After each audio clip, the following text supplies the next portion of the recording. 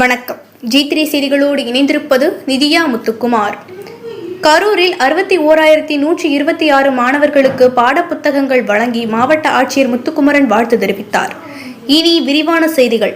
தமிழ்நாடு அரசின் பள்ளிக்கல்வித்துறையின் சார்பில் அரசு மற்றும் அரசு உதவி பெறும் பள்ளிகளில் பயிலும் மாணவ மாணவியர்களின் கல்வித்தரத்தை உயர்த்தவும், இடைநிற்றலை தவிர்க்கவும் ஆண்டுதோறும் 1ஆம் வகுப்பு முதல் 12ஆம் வகுப்பு வரை பயிலும் மாணவர்களுக்கு பள்ளி சீருடைகள் மற்றும் புத்தகங்கள் வழங்கப்படுகிறது.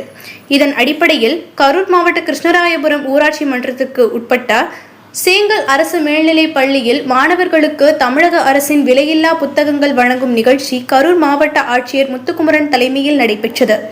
இந்த திட்டத்தின் கீழ் 1 முதல் 8ஆம் வகுப்பு வரை சத்துணவு திட்டத்தின் கீழ் பயிலும் மாணவ மாணவிகளுக்கு தலா 4 செட் சீருடைகளும், 1 முதல் 12ஆம் வகுப்பு வரை அரசு மற்றும் அரசு உதவி பெறும் பள்ளிகளில் பயிலும் 61,126 மாணவர்களுக்கு பாட நூல்களும், 1 முதல் 10ஆம் வகுப்பு வரை பயிலும் 54,445 மாணவர்களுக்கு பாட குறிப்பேடுகளும், 1 முதல் 12ஆம் வகுப்பு வரை பயிலும் மாணவர்களுக்கு 61,126 வாழ்வியல் திறன்கள் மற்றும் விழுமிய கல்வி கையேடுகள் வழங்கி மாவட்ட ஆட்சியர் முத்துக்குமரன் மாணவ மாணவிகளுக்கு வாழ்த்து தெரிவித்தார்.